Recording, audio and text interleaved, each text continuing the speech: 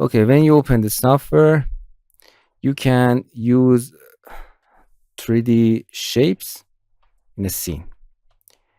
For example, from here, you can see we have objects, lights, and labels.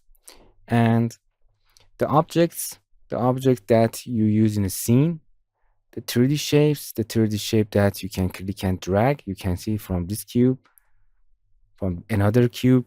You can rename them. For example, if you want to,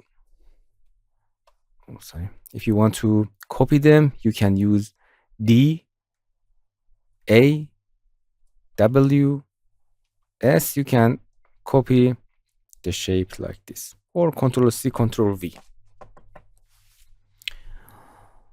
You can see it tells you from this cube, we have 5 of them. Or from this cube, you have 1 of them. Or if you Control C, Control V, you have 2 of them. If you click on them, it will be open the subcategory of that. Interesting.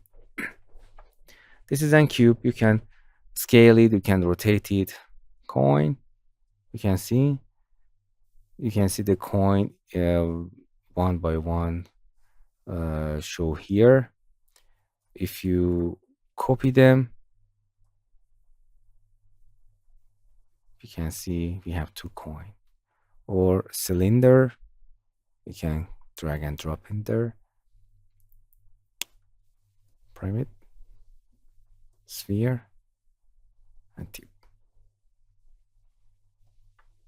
So you can use these 3 shapes to creating your simple shape. For example, from this sphere, we use it as a character. If you want to, for example, use this as a character and jump on this, you can drag and drop it on the character category. You can have a lots of character here. And make sure if you click that, from character, if you select it, look at here, if I bring another sphere here in this part, if you select them, you can see we have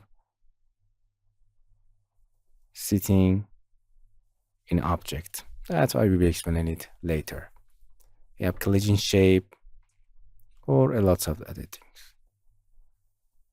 We have a lots of things there.